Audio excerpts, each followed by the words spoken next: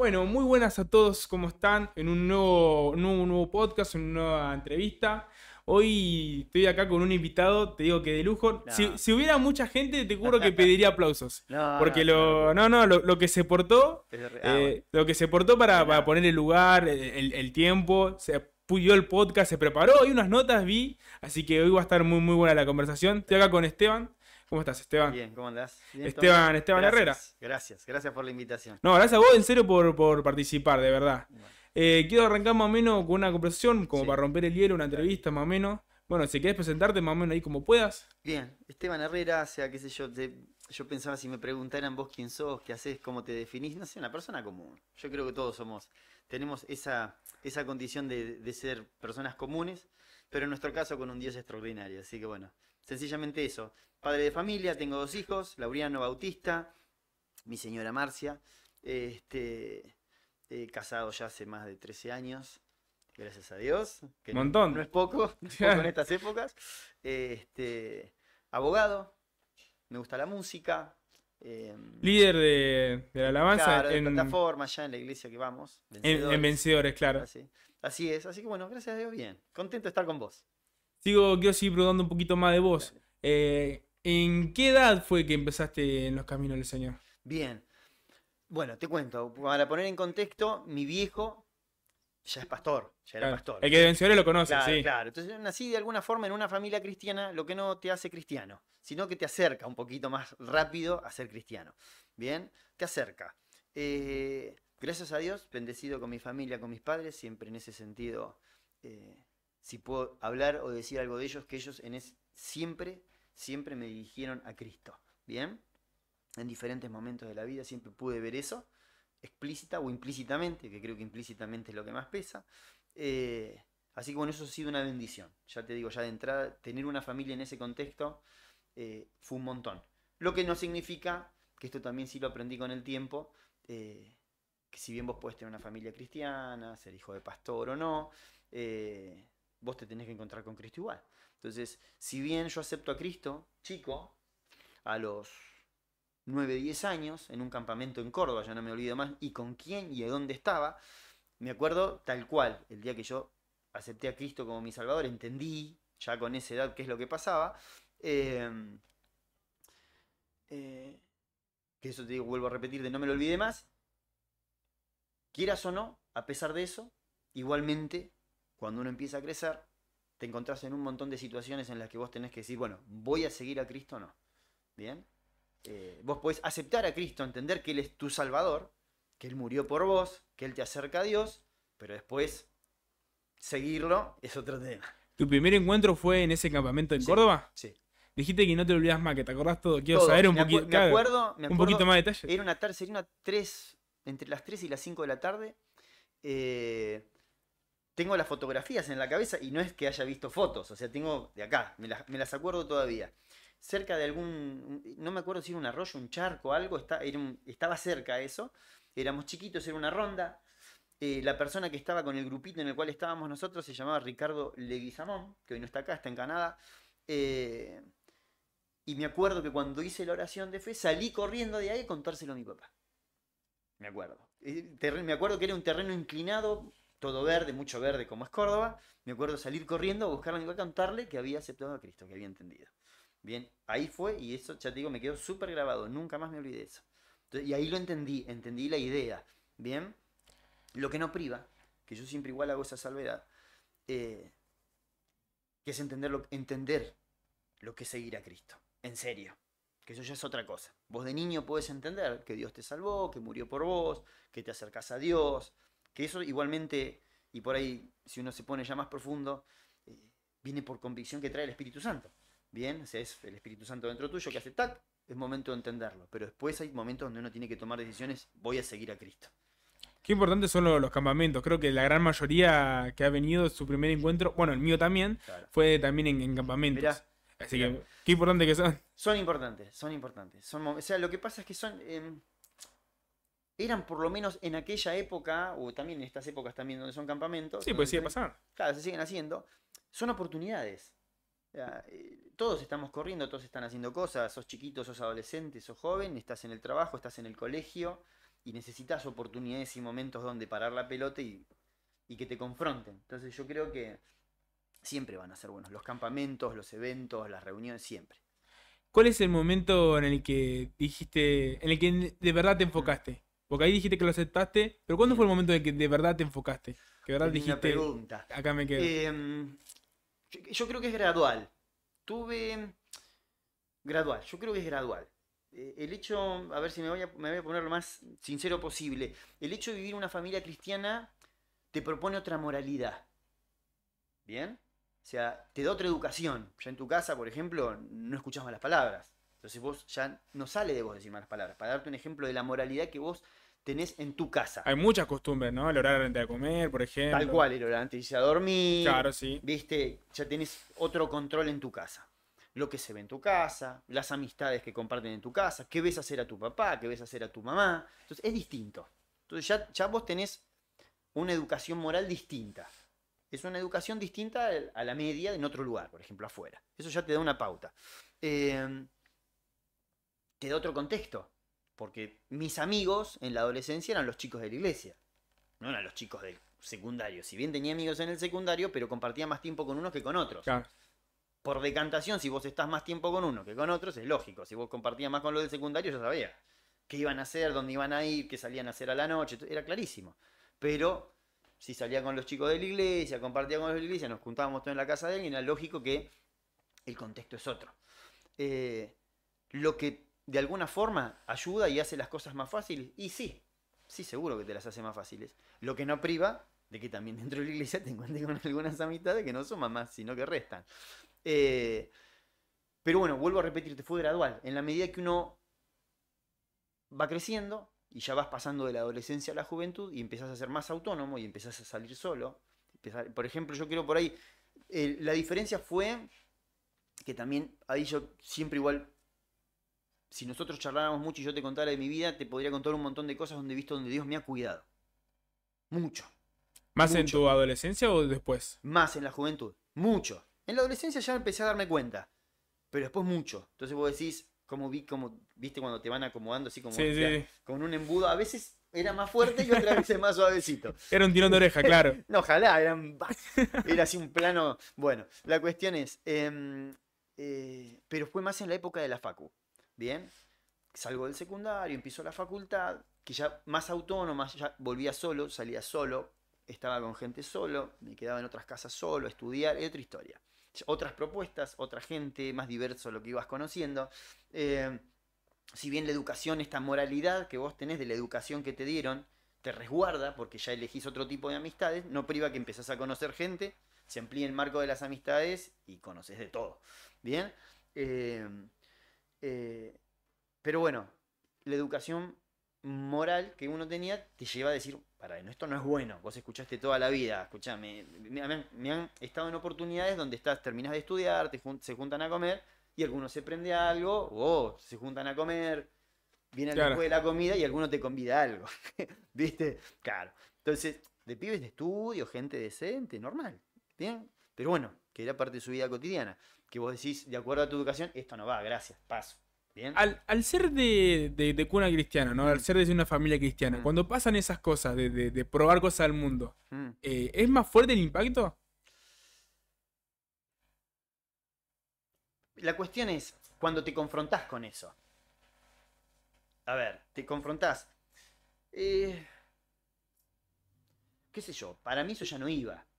Ya de entrada yo sabía que eso era malo. Claro. Entonces la educación me decía, si me lo ofrecían, no, gracias. No me despertaba curiosidad. Bien, entonces a eso vuelvo a repetir. Agradezco a Dios y claro, muchas de las cosas, o sea, que es una charla nueva, en pensar y repensar el rol de la familia. Es una charla por ahí más para padres. Es decir, claro. Bueno, ¿cuál es el rol de la familia? Bueno, te lo cuento con mi vida. Entonces, lo que vos hacés y lo que le marcás a un chico en su niñez y en su adolescencia es el 50% de su bienestar en la juventud. ¿Está? Pero la cuestión es, no era una enseñanza moral la que me pasaban mis viejos. Era Cristo revelado a través de su palabra. Y la palabra de Dios no vuelve vacía. Entonces, ese es el efecto. No era que mi papá fue bueno y porque mi papá me dijo, no hagas esto que es malo. Porque cuánta gente que conocemos que le dicen, che, no te drogues, que es malísimo, y se recontra drogan. Bueno, lo mismo. Entonces, No es eso, es lo que ellos me fueron volcando a la palabra y la palabra no volvió vacía. Y en su momento, vos tenés algo adentro que te tira, que es el Espíritu Santo que te está diciendo, no, tené cuidado con esto. ¿Está bien? Entonces podés estar ahí porque hay cosas que te suceden espontáneamente. Pues como te digo, yo me sorprendí las primeras veces me junto a comer con los chicos, empanadita, terminan de comer las empanaditas. Y ¿Qué pasó? Se divirtió todo. Vamos con mi papá. Bien, claro. Y claro, ¿te das cuenta? Y eso como otro tipo de cosas. Bueno, che, vamos a salir y vamos para allá. Bueno, no, gracias, chicos, yo me voy a casa. ¿Bien? Pero bueno.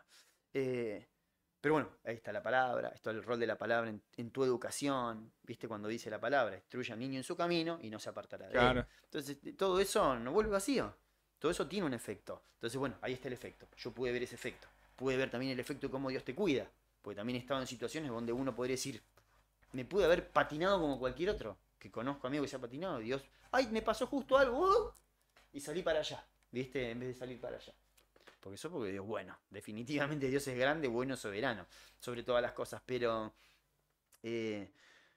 volvemos a la pregunta. Es paulatino, fue paulatino. Esta cosa de... Y cada vez más la vida me ha llevado a radicalizar esta cuestión de encontrarme en esa pregunta que Cristo le hace al joven rico. ¿Me vas a seguir? ¿Me vas a seguir? Es cuando Jesús se da vuelta y mira, bueno, ¿me van a seguir? Ustedes también se van a ir. En una parte de la Biblia él está hablando de la ley, hablando de un montón de cosas y en un momento se da vuelta y se dio cuenta que se fue un montón de gente. ¿Ustedes también se van a ir? Como el joven rico. Vos tenés un montón de cosas que tienen valor para vos. Podés ser millonario, como no, pero bueno, te puede gustar tal o cual cosa. Pero Jesús, si sos hijo, constantemente te va a empezar a desafiar y decir, bueno, tenés que morir eso, tenés que soltar eso, tenés que soltar esto. ¿Me vas a seguir? Y decir, morir. Morir literalmente claro, vos, sí. Tal cual. Entonces, yo creo que eso ha sido paulatino. Pero sí me he encontrado en situaciones, no sé si muy radicales.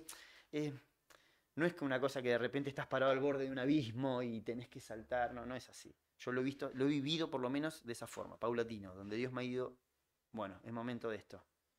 ¿Querés seguirme en serio? ¿Me querés seguir? Esa pregunta la he visto en muchas etapas de la vida. Y pregunta hecha con amor, ¿eh? O sea, de Dios con amor. Dios te va acomodando despacito y te va llevando a que tu corazón elija estar con Él. Porque de nosotros no sale nada bueno. Si sale algo es porque el Espíritu Santo está en nosotros. ¿Bien? Entonces, eso, ha sido paulatino. Guarda que me voy por las ramas. Si es de media hora tenemos para tener cuidado. Nos centramos ahora en el tema del podcast, que es sobre iglesia, ¿no? Espero que tengan ahí una libretita para anotar. Aseguro que sí. La Biblia en mano, obvio. Y vamos a arrancar primero con la pregunta básica. Vamos a hablar sobre el tema de iglesia y te quiero preguntar con lo básico, que es, ¿qué es iglesia? ¿Qué es iglesia? Mira, podríamos, con el concepto de iglesia, nos podríamos ir muy por las ramas. Es extenso. Cuando yo me acuerdo, vos me dijiste la otra vuelta, mandaste el mensaje del tema, vamos a andar por acá, yo dije, wow, qué tema, el tema es buenísimo. Pero bueno, vamos a ser sencillos y por ahí, la mejor manera por ahí de ser lo más honestos con el concepto de qué es iglesia y ser bíblicos es buscar en la Biblia cuándo se habla por primera vez de iglesia. Y es Jesús. En Mateo 18, 16, por ahí, cuando Jesús le pregunta a los discípulos, ¿ustedes quién dicen que soy yo? Y Pedro dice, tú eres, y Pedro se da cuenta. Entonces dice, eso no te lo reveló nadie, sino mi Padre que está en los cielos. Y dice, sobre ti edificaré mi iglesia. Si querés lo leemos, pero por ahí en honor a la brevedad que la gente... Va a estar igual siempre... Excelente. Dice, sobre ti edificaré mi iglesia, dice. Ahí es la primera vez que aparece de boca de Jesús, que no es menos importante, al contrario, dice mi iglesia. Ahí aparece la primera mención de iglesia. ¿Qué significa iglesia? La Biblia está redactada en griego y vos lees, es eclesia. Y eclesia son los llamados a salir. Permiso, te la voy a leer la definición. Sí, obvio, por favor. Que me gusta ser preciso con algunas cosas, y acá tengo la definición. Que significa llamado a salir. Esta palabra se refiere a la congregación que ha sido llamada a salir. Entonces, a mí me gusta, y como lo charlábamos detrás de cámara, me gusta siempre hacer este ejercicio. Nosotros podemos teorizar un montón de cosas, podemos hablar de iglesia y de un montón de cosas que vamos a hablar, pero siempre me gusta tener dos parámetros, para no estar ajenos a la charla. bien, que está en Gálatas 6:4, dice, por sobre todas las cosas, después seguramente aparecerá por ahí para que Sí, la sí, gente sí, lo lea, todo va a estar puesto, todo sí. ahí. Dice, por sobre todas las cosas uno tiene que analizar sus propias obras, bien, su propia conducta, bien, y lo otro que a mí me gusta siempre es tener en cuenta la teoría de los frutos. El árbol se lo conoce por los frutos. Entonces, ¿qué quiero decir con esto? Si bien rapidito, vamos a hablar de iglesia y de otras cosas más, es muy interesante que tanto cuando nosotros lo hablamos o cuando la gente lo escucha, tener presente lo siguiente. Eh, mis obras. Cualquier concepto y cualquier cosa que teorice, si realmente es productivo, es si yo analizo mi propia conducta. Si vamos a hablar de iglesia, es entender que vamos a hablar de quién. De los llamados a salir. Si yo soy iglesia, si yo pertenezco a la iglesia, si yo estoy dentro de los llamados a salir, tengo que analizarme a mí mismo antes de analizar el concepto o juntamente con el concepto. Entonces, retomando. Llamados a salir es iglesia. Entonces, si nosotros lo agarramos desde el Gálatas 6:4 y dice, bueno, voy a analizar iglesia. ¿Qué es iglesia? Llamados a salir. Entonces, yo soy iglesia, vos sos iglesia. La iglesia no es el templo, no es el edificio, es la gente llamada a salir. Yo soy un llamado a salir. Bien, perfecto. Y de ahí a la par de eso, a mí me gusta conectar con el árbol se lo conoce por sus obras. Perfecto. Si iglesia es llamado a salir. Entonces ya partimos de la base que si vos pensabas algo de la iglesia, Jesús cuando se refirió a la iglesia dijo, sobre vos, Pedro, voy a construir este grupo de gente llamada para salir. Pausa. Entonces vos hagamos un ejercicio mental, cerramos los ojos y decimos, bueno, ¿qué pienso yo cuando pienso en una iglesia? Primero, ¿pienso que soy yo la iglesia? Segundo, porque no se trata de un edificio, se trata de personas. Bien, se trata de personas. Bueno, perfecto, se trata de personas. Yo soy esa iglesia. Bueno, yo soy llamado a salir. Entonces, ahora lo que voy. Cuando cualquier persona piensa en una iglesia, ¿qué piensa? Pensás en un templo, en un montón de gente que se junta, pensás en que se canta, pensás en que se escucha una predicación. Pero Jesús dijo que era un grupo de gente llamada a salir. Entonces, la idea por ahí cuando vos me preguntás, ¿cuál sería el ejercicio, por ejemplo, que yo hago cuando vos me haces una pregunta? ¿Qué es iglesia? Mi intención, si bien es definirla, es realmente que la definición transforme mi mente, rompa los paradigmas que tengo en mi mente y se transforme en un pensamiento que transforme mi conducta. Porque realmente, ¿qué importa que yo defina la iglesia si yo no soy transformado? Al modelo y al diseño de Dios. Entonces, Cristo cuando habló de la iglesia, habló de un grupo de gente llamada a salir. Y cuando hablaba de ese grupo de gente, hablaba de vos y de mí. Entonces, Jesús nos dice, vos sos la iglesia. Vos sos una persona llamada a salir. Punto. Examina tu conducta. ¿Tu conducta refleja que vos sos una persona llamada a salir o no? ¿Está saliendo o no está saliendo? Lo que vos pensás que es una iglesia en la cual vos interactuás, ¿te lleva a salir o estás cómodo? Dentro de las cuatro paredes, realizándote adentro, haciendo tus cosas que te entretienen. ¿Qué es iglesia? Entonces, la definición y la pregunta me encanta. Iglesia, un grupo de gente llamada a salir. Jesús lo definió así en su primera mención. Entonces, si nosotros tuviésemos que pensar en iglesia, tendríamos que pensar en un grupo de gente llamada a salir. Pero mi desafío es, vos, ¿cómo te mirás? Vos, ¿cómo actuás? ¿Como personas que salen o estás todo el tiempo adentro? Entonces, iglesia, sin dar más vueltas, es eso, en primera instancia. Un grupo de gente que tiene que salir. Pero me gusta que la definición lo que te lleva es a romper un paradigma que tenemos en la cabeza, que nosotros pensamos que la iglesia nos juntamos para adorar, para escuchar su palabra, para estudiar. Son un montón de funciones de la iglesia. ¿Para qué? ¿Cómo lo definió Jesús? Para salir. La cuestión es, ¿salimos o nos vamos cada vez más para adentro? ¿Por qué remarco esto? Porque por lo menos mi lectura contemporánea de iglesia es que está muy encimada. No sale tanto. Siempre salen pocos. Bueno, o sea, supongo que te estás refiriendo todo esto al versículo que está en Mateo, sí, que dice, vayan y hagan discípulos. Estamos a Claro. salir. Bueno, que eso después por ahí puede llegar a salir más adelante, pero eso es parte del último discurso de Jesús. Él después de su muerte aparece frente a sus discípulos y les dice, id. O sea, después el hacer discípulos sería el punto 2 de qué es lo que tenemos que hacer, pero es id. Entonces hay que salir. Entonces, la pregunta es, me gusta entender la definición de iglesia y además el rol de la iglesia y qué es lo que pasa dentro de la iglesia, abrimos ventanas tras ventanas tras ventanas, porque son un montón de cosas.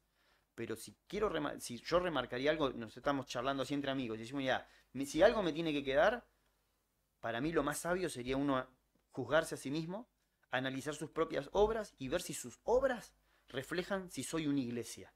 Yo soy una iglesia. Yo soy parte de la iglesia de Cristo, soy un ladrillo más de esa iglesia. Bueno, ¿soy esos que salen o no salgo? O la mayoría del tiempo que yo invierto es estar adentro en vez de ir afuera. Porque también parte es ir a ser discípulos, pero la iglesia también está en la necesidad. Tuve hambre, no me diste de comer, tuve sed, no me diste de beber. Eso significa que la iglesia está haciendo cosas sobre la necesidad. Transmite un mensaje, lleva el evangelio, la buena noticia. Todo el tiempo es hacer cosas para afuera, no para adentro.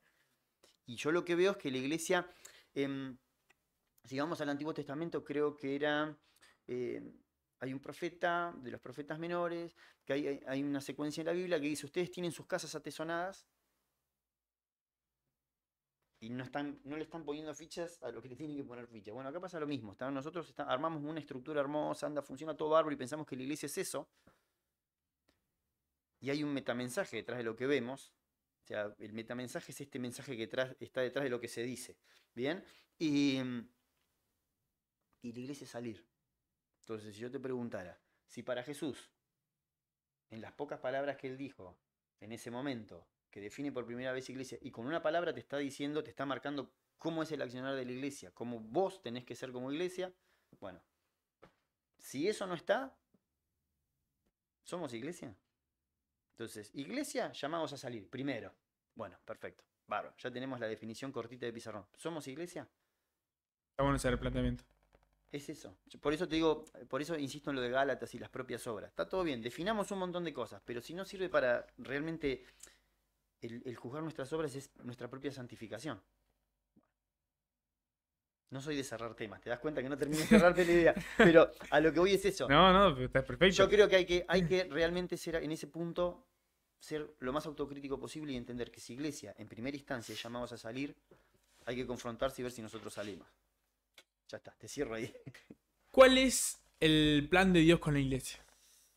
Bien, mira, yo tengo mis anotaciones acá, porque, bueno, había pensado algo.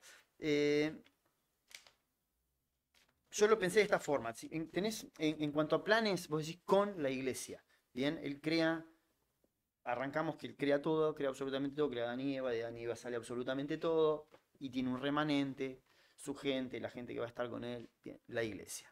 Simplifiqué casi toda la Biblia, todo el Antiguo Testamento y llegamos a la iglesia así en 3 palabras.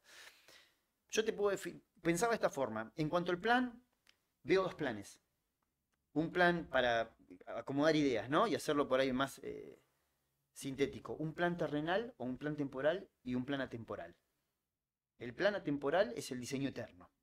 ¿Tá? Es el diseño que no responde a la línea de tiempo de la existencia del hombre, sino que tiene que ver con lo que Dios ya tenía planeado desde antes de la creación del mundo. ¿Bien? El temporal, para mí, está por debajo del atemporal. ¿Tá? Uno incluye al otro. Y el plan que Dios tiene con la iglesia, con esta gente que es su remanente, es el original que te demuestra muy poquitito cuando Él crea absolutamente todo, que es estar con Él. ¿Bien? El plan inicial es estar con Él. Dios, si algo busca con la gente, es que la gente se acerque a Él. Por eso mandó a Cristo. Por cuanto todos pecaron y fueron todos destituidos de la gloria de Dios, dice. Chau, todos afuera. Arrancamos, Adán y Eva caminaban con el Edén y la presencia de Dios se movía con ellos. Bárbaro. Pero ¿qué pasó? ¿Pecado? Chao. Todos pecaron, todos destituidos de la presencia. Y Él arregla eso con Jesús, ¿para qué? Para volver a la presencia. Entonces, definitivamente el objetivo de Él, que está por encima de lo temporal, es estar con Él. Entonces, si el plan con la iglesia, por lo menos esta es una visión, o es un punto en particular, porque con la iglesia tiene para hacer un montón de cosas. Sí. Pero ¿qué quiero hacer énfasis? Porque es particularmente a lo que quiero hacer énfasis. Si es estar con Él, a mí me lleva esta idea, me lleva algo que surge de cosas que he apreciado a lo largo de la vida. Que realmente no importa absolutamente nada más que estar con Él. Entonces, es casi, te diría, una pregunta existencial que podía llegar a responder un montón de cosas. Entonces yo te pregunto, ¿importan los logros personales? No. Vos decís, ¿vos viniste al mundo para tener un título? No. ¿Vos viniste al mundo para tener un trabajo? No. ¿Vos viniste al mundo para tener más o menos plata? No. ¿Vos viniste al mundo para tener una familia? No. Si bien son cosas temporales, que responden a algo a la línea del tiempo, tu existencia responde a algo, un proyecto mayor, que es estar con Él. ¿Por qué digo esto? Porque he estado en charlas con un montón de personas, he tenido mis dilemas personales, y realmente lo que Dios le interesa es estar con Él. Es estar, sencillamente solo estar con Él. Es algo que Jesús lo tenía claro desde el principio y Él es el modelo perfecto, pero es estar con Él. ¿Por qué? Hago énfasis en el estar con Él. Porque es para replantearse un montón de cosas que uno vive. Viste que yo te hablaba de lo de Gálatas, lo de mirar las obras. Sí. Es ser introspectivo frente a una definición o a un concepto que Dios nos pone en su palabra. Entonces, en la global, si Dios tiene una iglesia que supuestamente Él gesta un remanente, que va a estar de vuelta, o sea, arrancamos, estábamos juntos, nos separamos y volvemos a estar juntos, gracias. Y volvemos a estar juntos, estábamos juntos, nos separamos y volvemos a estar juntos. Entonces, definitivamente lo que va pasando en el medio es un modelo de lo que va a pasar al final. Es como un ejemplo o algo que va a pasar un poquitito de lo que va a pasar en su perfección. ¿Bien? Que es estar con Él. Entonces yo creo que si uno entiende cuál es el proyecto global de Dios con la iglesia, con vos, conmigo, con los llamados a salir, es estar con Él. ¿Para qué? Porque lo veo estrictamente, me gusta ser estrictamente práctico con eso. Porque la cuestión es, nosotros podemos definir cuál es el proyecto de Dios con la iglesia. Bueno, al principio. Claro, volver al inicio, estar con Él. Porque esa pregunta te responde la cotidiana de todos los días. Nosotros podemos los dos sentarnos acá y dar una definición, el plan con la iglesia es esto, lo otro, etcétera, etcétera. Perfecto. Pero mañana a la mañana, el que mira el podcast o nosotros dos, ¿qué hacemos mañana a la mañana? Mañana a la mañana te levantás, vas a trabajar, vas a estudiar. Y lo que escuchaste puede ser que se te vuele. Realmente, lo único que importa es estar con Él, con Dios, por Cristo. El único camino para acercarse a Dios es Cristo. Entonces, conociendo a Cristo, te acercás a Dios. Ese es el único objetivo de nuestra existencia, temporal y atemporal. Cuando estemos con Cristo y estemos en su presencia y viendo todo cara a cara y viendo las cosas como son, es eso. Es sencillamente eso. Entonces, el plan global, eterno es eso. Y eso te responde, te da una respuesta a lo cotidiano. Cuando vos te levantás, ¿para qué te levantás? Es medio tremendo, ¿no? Me suena. El plan es volver al inicio. Es volver al inicio, pero algo tan sencillo como eso. Entonces la vida no es, no, tengo que ser un loco que tiene que... Porque se pone más profundo si uno trata de pensar qué cosas se está persiguiendo en la vida y por qué.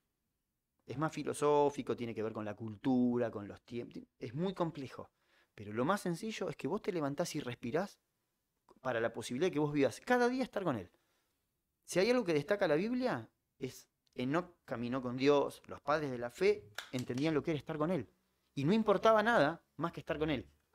David, un corazón conforme al corazón de Dios, Dios le agradaba la vida a David, y vos le ves que David hizo 1.000.000 de macanas, pero dice, yo no quiero, sacame todo, pero yo no quiero perder tu presencia. Entonces lo que importa es estar con Él. Entonces si vos cada mañana te vas a levantar, ¿qué es lo que importa? Hay gente que tiene títulos y no le sirve de nada. Hay gente que tiene mucho y no tiene nada. No tiene nada. Charlo con gente que tiene mucho y realmente en el fondo no tienen nada. Bueno, justo hablaste de David, que David era justamente rey. Bien.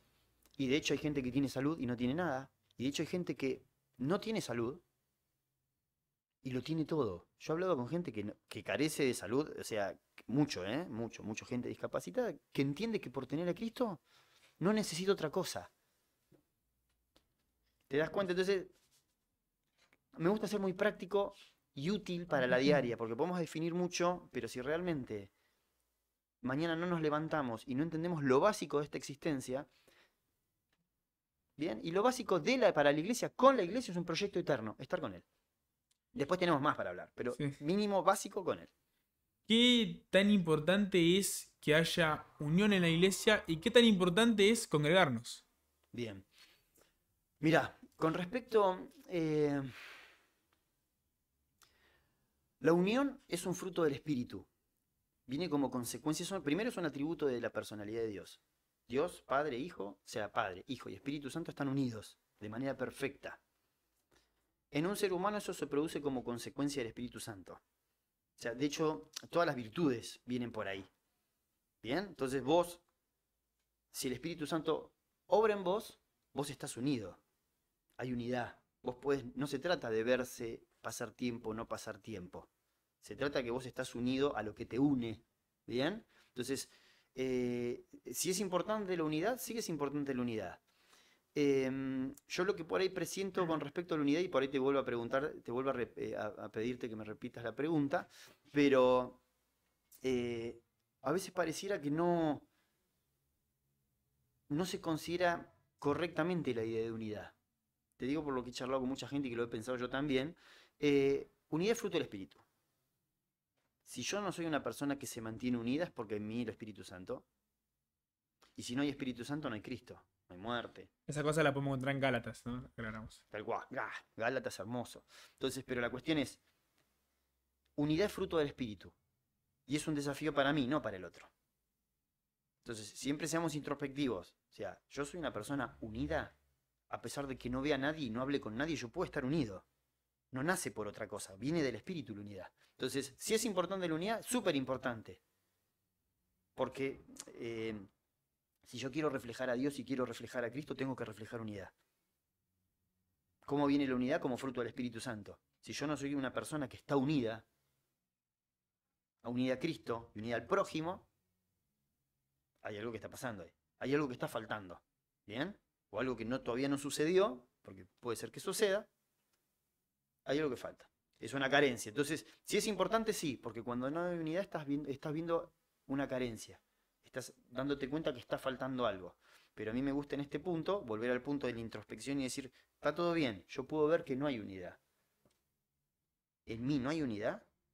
Entonces, yo creo que, y eso es un tema re delicado porque, delicado en el sentido de que es muy importante analizar si en uno hay unidad. Y constantemente estar evaluando así y decir, ¿por qué yo no estoy en unidad? O sea, habla mucho de cómo uno trata a los demás, de cómo está uno con Dios. Es que es eso. Lo más triste de todo eso es que si yo no reflejo unidad y en mi corazón no nace unidad, una unidad que va a estar tildada de amor, de obras, se va a reflejar en tu conducta, en tu manera de pensar de los demás, que de hecho el desafío de la unidad, o el tester, para vos entender o para cualquier persona entender si tiene unidad o no, lo vas a ver en cómo vos pensás de los demás. Si pensás como Cristo pensó de los demás o como la Biblia te enseña a pensar de los demás. Ahí tenés una. Y lo vas a ver en tu conducta respecto de los demás. Y los demás no es el cuerpo. Los demás es tu mamá, tu papá, tu hermano, tu primo y todos los que, de vos para afuera, todos los que rayan. ¿Bien? Que conocen a Cristo. Entonces, eso te va a permitir entender si realmente tu mente y tus acciones están alineadas. Abrir la Biblia, vamos a ver práctico. Mi mente, yo pienso esto de tal, yo pienso esto de esto, yo pienso esto, no coincido, se te tiene que prender una lucecita. Porque ahí pasa algo. No hay Espíritu Santo. No hay un amor a Dios. No hay una manifestación del Espíritu Santo porque hay algo que está antes que no exterioriza la unidad. Entonces, puede ser un millón de cosas, pero resumámoslo, hay algo que ahí falla. ¿Y qué tan importante es que nos congreguemos? Es tan importante, mira, no está bien responder con preguntas, pero dicen, yo te preguntaría esto, ¿hay algún mandato que esté en la palabra que sea menos importante que otro? No. Si Dios te manda a hacer algo y no lo haces, si sabiendo hacerlo bueno, dice Santiago, y no lo haces, se tiene por pecado. Entonces la cuestión es, si Dios da un mandato y vos no lo cumplís, es pecado. Entonces, nunca dejen de congregarse, dice. Entonces se acostumbran a no congregarse, sí. La cuestión es esta, si Él te lo manda, y acá volvemos al punto, me paro yo y no importa a nadie más. O sea, yo no puedo poner como excusa a los demás para no cumplir algo con Dios. Bien, yo tengo una relación con Dios y Él me dice, Esteban, haz esto. Y no, pero Él, no, yo te pedí que hagas esto. Bueno, entonces, congregarse, ¿es bueno? ¿Es necesario? Sí. Y no hacerlo es pecado. Entonces, yo creo que sí, que si uno tiene una relación con Dios, si uno ama a Dios, una de las cosas que eres es, si realmente amas a Dios, vas a hacerle caso. El que me ama me obedece, dice. Entonces, si uno ama, dice que ama, porque amar no es sentir, es obedecer.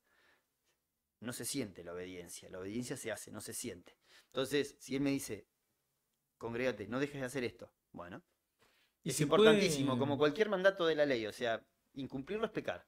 Así que es importante, sí. Una de las preguntas que estábamos haciendo en la previa, ¿se puede congregarse fuera del templo? Em, Yo cuando hablaba de esto con mi líder Nabu, Ujú. ponía el ejemplo, le hice esta pregunta y ponía el ejemplo de Dante Gebel. Sí, Mucha gente, conozco gente que se congrega, sus domingos son Dante Gebel. claro. Claro. Con Dante está todo No, bien esto igual. claro, sí, todo bien. Eso es conectarse. Congregarse es estar. Lo que pasa es que, ahí está. Es una época de romper paradigmas, ¿eh? Nosotros lo charlábamos antes de que yo, o estoy convencido de que Dios está rompiendo ciertos paradigmas. La pregunta es, ¿qué es congregarse? Congregarse es, ¿qué es congregarse? Entonces, vamos, Unión. claro, congregarse es un grupo de gente. O sea, si vas a diccionario, es juntarse, es estar con gente. Entonces, ¿con qué gente? ¿Y con qué objetivo? Entonces, es algo físico, no virtual. Entonces no existe Tremendo. el congregarse virtual. No existe. Es estar con el cuerpo. No es que tu dedo, viste cuando dan el ejemplo de la Biblia, da el ejemplo del cuerpo. Sí. Una mano, una pierna. La pierna no es que la tenés en el hospital conectada a un aparato y tiene que estar todo junto. Es ineludible o sea, tiene que estar lo físico. No hay excusas para... No es suficiente. No es suficiente. Y te daría un millón de ejemplos más con eso, pero creo que con eso estamos bien. Al principio estabas hablando de que como que en tus momentos de enfoque eran medio progresivos, ¿no? Ujú. Ahora vamos a hablar medio de una progresión, pero en general sobre la iglesia. ¿A qué medida crees que la iglesia actualmente vive los dos principales mandamientos? Que es amar a Dios y amar al prójimo. Em, uf. Ay, mira, mirá que te la pienso bien porque es... Vuelvo al punto. Si yo opinara de la iglesia, me pararía en la vereda enfrente. ¿Está? Y esta charla he tenido charlas con amigos de estar en esa posición. De donde uno se sienta cuando habla de algo externo. Y creo que, vos fíjate, antes de la respuesta estoy pensando en la pregunta. Creo que es sano, te digo tanto para nosotros, Sí. como la persona, como para todos, porque yo creo que esta reunión y lo que estamos haciendo ahora es algo que se repite en todos los contextos. Te juntas a comer con alguien, che, vos qué pensás que esto, y uno habla eh, a la distancia de las demás cosas. Bien. No, sí, Y estamos hablando a grandes rasgos, ¿no? claro, Uno nunca puede y saber. lo que pasa es que para mí el ama a tu Dios y ama a tu prójimo, la Biblia te lo impone que vos no podés, la Biblia dice, o sea, vos no podés decir que me amás a mí, está en la Biblia, dice, vos no podés decir que me amás a mí si no amás a tu prójimo. Si no, eso es mentira, se dice. Ah, tal cual. Entonces, y yo creo que eso, si nos pusiéramos a analizar un poquitito, hay que sencillamente ver cómo, en lo personal, cómo uno piensa y ver la conducta del amor. El amor es una conducta. O sea, el amor lo ves en las acciones. Eh, ¿Qué sé yo? Creo que no lleva lindas conclusiones. Pero a mí me da la sensación que realmente, viste que en eso se resume la ley. Viste cuando dice Jesús, ¿en qué se resume? Si vos querés resumir la ley, se resume precisamente en amarlo a Dios y en amar a tu prójimo. Entonces, yo creo que se falla mucho en no entender la importancia de amar al prójimo. Se falla mucho, mucho, mucho en no entender la importancia de amar al prójimo. ¿Bien? Eh, y, y, en, y en la iglesia por ahí contemporánea eh, la veo más distante de ese amor al prójimo. ¿Bien? Más distante. O sea, te voy a contar para darte un ejemplo por ahí práctico de por qué llegó a esa conclusión. Un grupo de gente, 20 personas, 30 personas, yo les vuelco esta inquietud. ¿Quién sabe en este grupo? Estaban estas 20 personas interactuando en un conjunto. ¿Quién sabe en este grupo? ¿Quién de los que estamos acá está pasando necesidades económicas?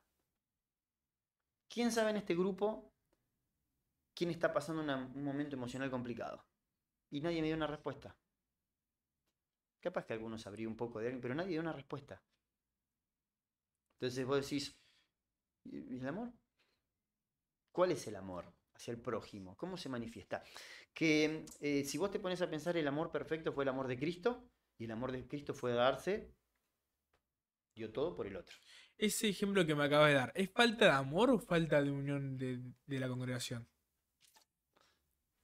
Eh, en todos los casos, y me incluyo, pará, porque esta es otra historia. Cuando yo dije eso venía también por una cuestión de que Dios también a mí me estaba exhortando sobre esa idea.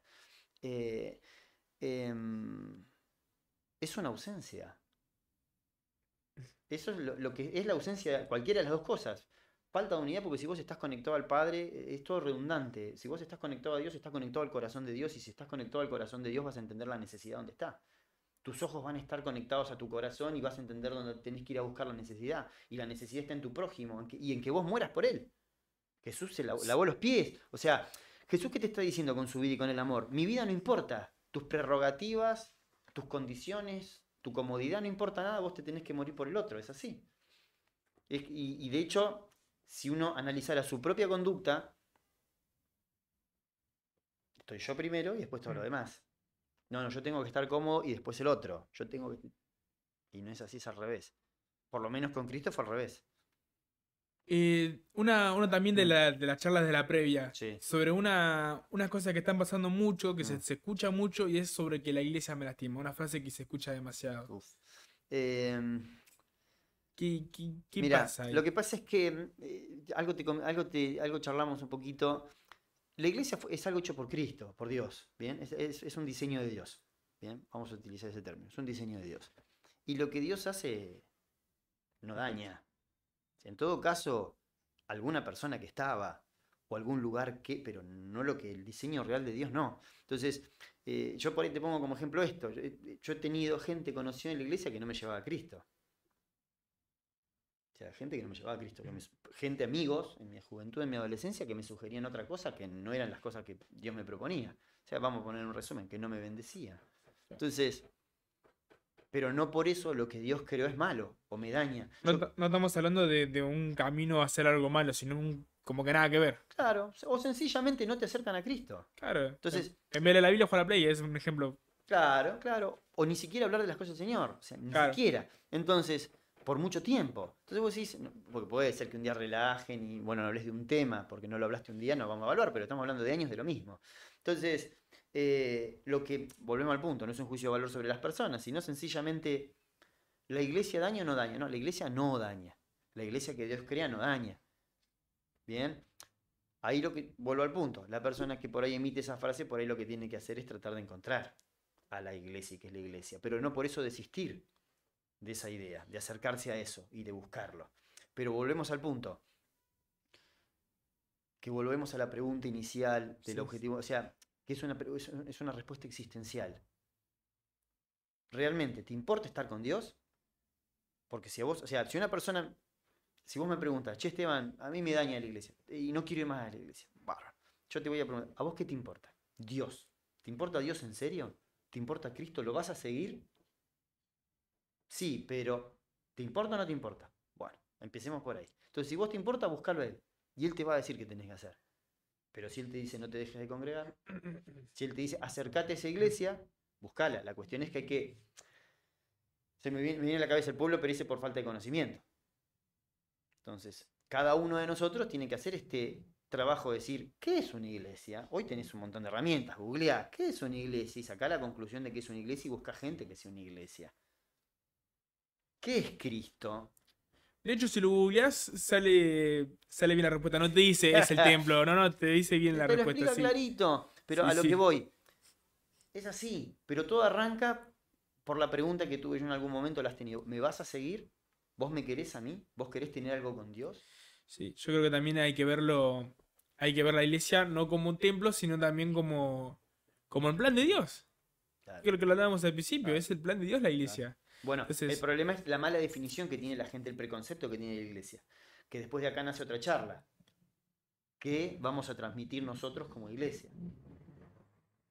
¿es falta de amor o falta de conocimientos? No falta de conocimiento. Sencillo. O sea, vos, a ver, ¿cómo es la forma de vos conocer a Dios? Porque esa es otra historia. La forma más fácil de conocer a Dios y más sencilla es leyendo la Biblia. No hay otra. Ahí arrancamos, ahí arranca. Y no leerla. Porque en la época en la que vivimos nosotros, lamentablemente la tecnología y cómo es el contexto que tenemos, no se lee ni se estudia. Sí. Entonces, vos no podés no conocer a alguien. O sea, yo no puedo intentar conocerte a vos con mensajitos de WhatsApp. Necesito 50 años para conocerte por mensajito de WhatsApp. Mensajito de media hora. ¿Tá? Entonces, imagínate vos tu acercamiento a Dios abriendo la Biblia 15 minutitos. ¿Vos te pensás que lo vas a conocer así? O viendo videitos. Tampoco, porque no es lo mismo. Yo siempre digo lo mismo. Vivimos, el tema de las tecnologías nos está transformando en gente que le gusta la comida masticada. Nosotros tenemos que agarrar nosotros. Buscar nuestro propio alimento. Claro, tal cual. ¿Y qué pasa con los devocionales? Mira, una vuelta leyendo un libro sobre teología, ya viejo, estamos hablando del 70 y 80, sólido, contenido interesante, muy interesante, me lo presta un amigo. Decía, uno de estos males es que la gente intenta tener un conocimiento de Dios con devocionales. Un devocional no es un estudio. Vos no me vas a decir que un doctorado no es lo mismo que ir a la universidad, no es lo mismo que la escuela. No es lo mismo que un curso, no es lo mismo que un curso. No es lo mismo. Entonces, es así. No es lo mismo preparar un asado que hacer una milanesa. O que hacer una hamburguesita, una salchichita. O sea, ¿te das cuenta? Sí, sí. Entonces, es lo mismo. Eso es una picada. Pero realmente escudriñar, igual no es algo ajeno, no es ajeno. No es una cosa que vos conocer a Dios tenés que ir a una universidad. No va por ahí. Va por el tiempo que vos te sentás a estar con Él. Solo, sin nada. ¿Bien? Conocí de lejos, no fue conocido mío, pero por medio de mi papá sí lo conocí, un pastor gitano que no sabía leer. Pero le leían la Biblia. No sabés lo que sabía ese hombre. La tenía toda acá, toda de memoria casi. No sabía, pero se la leían y él aprendía y pensaba, y léeme de vuelta. Se quedaba, así, no sabía leer. Pero el tipo no sabés lo que sabía de la palabra. Entonces, ¿de qué se trata? Conocerlo a él. Entonces, si vamos a poner un ejemplo, el ejemplo perfecto, Cristo. Cristo siempre estuvo en los asuntos del Padre. Pero Cristo, en su madurez, desaparecía. Él desaparecía. Estaba con la gente, hacía sus cosas y de repente... Es así. La única forma, y esto también es... Y te cierro la idea. La única forma, para mí, de realmente tener un conocimiento y uno decir, lo estoy conociendo, a los hechos me remito. Vos decime, en tu día, y esto para mí también, en tu día es hachazo para todo. En tu día, ¿cuántas horas le dedicaste a leer, escudriñar? O sea, mínimo, abrila, lee y anoté en un cuadernito. Eso es lo que le explico a mi hijo. Agarra un cuadernito y escribí lo que te venga a la cabeza. Pensá un ratito. Un capítulo. Mirá, no te pido mucho. Eso y después orá. Orá con él, habla. Tranqui. Y después también hay que aprender a orar porque es otra historia. Hay muchas cosas por hacer. Pero lo mínimo es eso. Bueno, de acuerdo a la cantidad de horas que vos le metas, a mí me gusta la música. Si estudio todos los días media horita, es esto. Pero si estudio todos los días 4 horas, lo que voy a saber es esto. Exactamente lo mismo. Entonces, es conocimiento. Arranca por ahí. Dios no pide otra cosa. Dios no te dice, conectate. No, Dios, a Él lo que le gusta es la gente que está con Él. Volvemos a lo mismo. Es estar con Él. Entonces, bueno, nosotros no fuimos creados para estudiar. Yo estudié. Sí, eso viene después. Primero estate conmigo. Primero estoy yo. Y en serio, muchas veces uno piensa que el tiempo no va a rendir. Sí que rinde. Sí que rinde. Si vos te dedicás a Él lo que le tenés que dedicar, lo demás viene por añadidura. Viene. Pero si no esté ese sacrificio real y uno pueda anotar y jactarse, como dice Gálatas 6:4 de sus propias obras, jactate de lo tuyo. Significa decir, bueno, sí, estuve 1 hora leyendo en serio. Después ponele los videitos que quieras, los devos que quieras. Es medio como áspero, pero es real. Sí. Me pega a mí, a todos. No, está bueno, igual, escuchar unas prédicas, los devocionales, Suma. pero que no sea tu momento de intimidad ese, ¿no? Y no, tal cual, no reemplaza. No reemplaza. ¿Algo que te hubiese gustado que te pregunte y no te pregunté? No, me encantaron las preguntas, ¿no? Y de hecho podríamos haber charlado un montón más. Pero... no, me encantó, está bien. No, está perfecto. Ahora quiero hacer las 2 preguntas que más estaba esperando, más que esta te diría. ¿Quién te gustaría que venga? ¿Quién me gustaría que venga? ¿Conocido por los dos o desconocido? No, jugátela. A ver, Tirá. te complico. No, te tiro un tirá y me tenés que internacional. ayudar a conseguir el sí, claro. Después tengo que Claro, gestionar. sí. Bueno, podría pensar a ver en los gestionables.